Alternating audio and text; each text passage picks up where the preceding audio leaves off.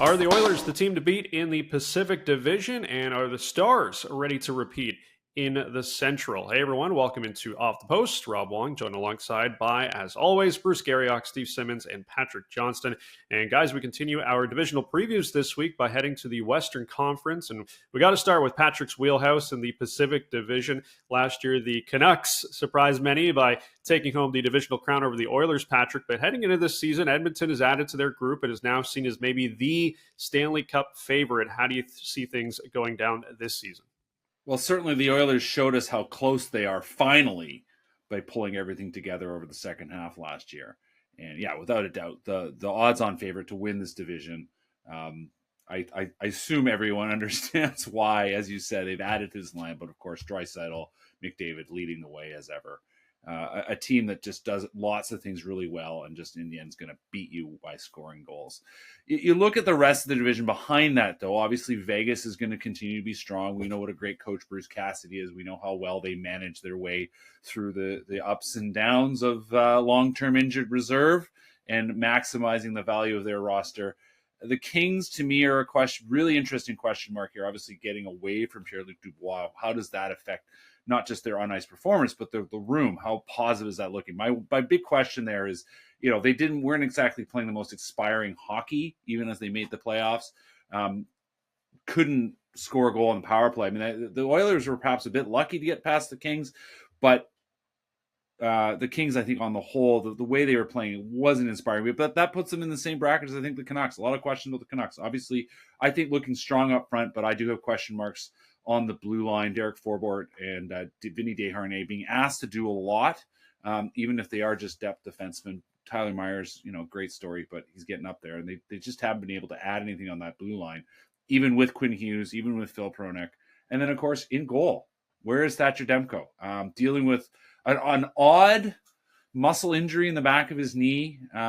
He should be able to play through it, but clearly was way behind in his preseason preparation and is really only now on ice working his way through. He's, a month or two behind where he would like to be. So we're not expecting to see him anytime soon, late October perhaps. So there you go. There's your four teams that are probably going to make the playoffs. The Kraken obviously signed a bunch of guys, but are they any better? I don't know. The Sharks are still in a huge rebuilding mode. So are the Flames. The Ducks, lots of question marks there. It's pretty clear to me there are four playoff teams in this division. How it all shakes out behind the Oilers is a big question for me. I'm not as sure as you are about the LA Kings. First of all, Drew Doughty's gone. And how do you replace a 28, 29-minute a game kind of player? And at that, we're talking a Hall of Fame defenseman. So how do you replace him? And I don't like what Rob Blake did in the offseason. He went out and he signed a bunch of, for lack of a better word, third-line fighters. I think the day of those kind of guys in the NHL is mostly past. And so if you need one, great, have one. But you don't need five. And I just look at that team and I say to myself, I don't know about their goaltending. I don't know about their coach full-time. I don't know about their roster without Doughty. Their best player is Kopitar, and he's 47? So you've got some things there. The Oilers, to me, are in a class beyond, like, it's them and everyone else, not just in the division, maybe in the league. Rob, that the Oilers aren't going to get off to the start they got off to last year. They were firing on all cylinders at the end, and I would assume that they are going to be firing on all cylinders. And quite frankly, as you say, they should win this division hands down. It's almost because of the Oilers' start last year, with all due respect to the Canucks, that they won it. They won that division by default, right? And I kind of look at it now and I say that the issue for the Canucks is going to be, Patrick, and I think this is something you'll be dealing with in that marketplace for the next 6 months, is they're supposed to, right? Now there's expectations on them. And John Tortorella told me once that when you're supposed to do things, that's when things don't usually go well. And I think that's the thing they're going to battle the most. I really don't think Calgary has improved very much. Like you say, I don't think you can ever count out the Vegas Golden Knights. But I think, look, if we're going to pick a winner from that division, it's going to be the Edmonton Oilers, and it should be them far and away. And I'm curious, sorry to interrupt, Patrick, but I'm curious really to see your Canucks. Now that you're Canucks, because fans, okay? we saw Pettersson at the end of last year. You're trying to shake that label, and now they're yours. It's all on me. Where is it? Where is it you live again? Doug McLean phones me every Monday morning after Saturday Night Lost and says, "What's wrong with your Senators? You got to do a better job." So I'm gonna phone you Monday morning after the Canucks first loss.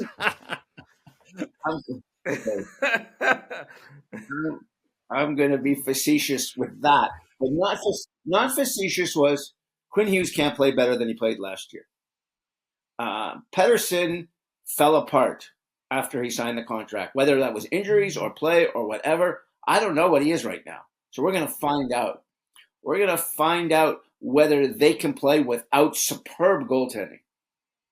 Because you can't assume superb goaltending if you don't know Demko's playing or not. So I think, to me, the Canucks look right now as the third best team in that division, behind Vegas and behind Edmonton. I mean, to Bruce's point about everything going wrong for the Oilers, right? Nothing at all went in any way, shape, or form right for them. The Canucks were the complete opposite opening last season. Everything went right. Every shot went in. Their goalie was outstanding. They actually finally played some defense. I mean, to watch them try to kill a penalty over the previous couple seasons was an absolute nightmare. They were just adequate, and that was amazing. But you're absolutely right, Steve, that there's huge questions. Pettersson was the NHL's first star of the month in January and then fell apart. You're absolutely right. So obviously big eye pressure, lots of eyes on him, see how it pulls together.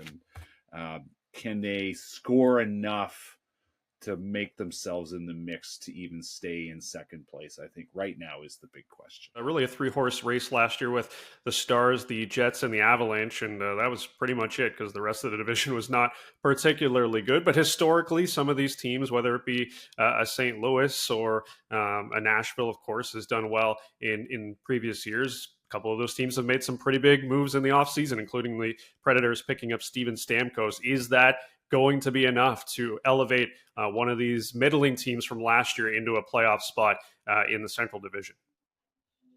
I think that the Dallas Stars, to me, are the class of the division until somebody unseeds them. But I do think the Nashville Predators have the ability to do that. And I don't know what we think or where we think Gabriel Landeskog is at with the Colorado Avalanche, but if they get him back, that's like adding a player through free agency without having to pay an asset for him, right?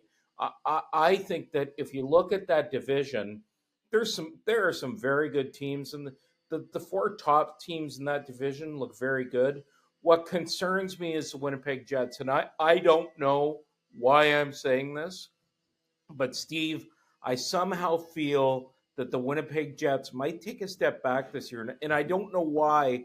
I just feel like with there weren't many changes in the offseason. And I'm not sure. I feel like that team is poised to take another step right now. Well, the big change was that coach. So Scott Arniel goes in and Rick Bowness is gone. And I don't know if any of us can say that's a move that makes you better. Like, what is Scott Arniel? Do we even know? I mean, he's been around. He's kind of been a guy, but he's not. And no one's ever said, "Oh, the next great coach in hockey is going to be Scott Arniel." But he's always been groomed for it, though, Steve. And maybe he'll go in there and do that. Prove me wrong. Sorry? Oh yeah, he's been groomed for it. He had the opportunity, I think, in Columbus at one time. But what I'm saying is, the thing about the Jets, they've had great goaltending for a number of years now. And with great goaltending, it hasn't gotten them anywhere. And I think their top players, as good as each of them may be individually, I don't know if collectively that team works. And I don't know if you can win if Scheifele is your number one center. And I don't know if you can win with that defense after Morrissey. And I think you look around and, to me, it's one of those, they never seem to go for it. and they never seem to drop. They're just, they're the team that's just there. I agree with you on Dallas. I think Dallas is far and away the On best their team heels, in for that sure, division, with Colorado, neck and neck with them. And I don't know if Gabriel Landeskog is going to play this year, but I do know he just applied to join a Toronto golf club. So How do you know? that may be an indication that he Okay. isn't playing. That's That's incredible. Very in the Scoop. lead there. What a scoop. you're a member there, are you? Are you the club No, I am not. Steve's the club secretary. That's Oh, how you that's know. awesome. We had to interview him to get him in. To me, yeah, Dallas fantastic. I mean, I've always been a fan of Pete DeBoer. I think he does great things. Dallas plays fantastically smart hockey and have some fantastically fun players. I think we should be cautious about underrating the Colorado Avalanche. Nathan McKinnon, Cale Makar, like, guys, these are two of the premier players in the NHL, and that's a deep team, good coach. It's going to be it's a fascinating 2-horse race there, Dallas and Colorado.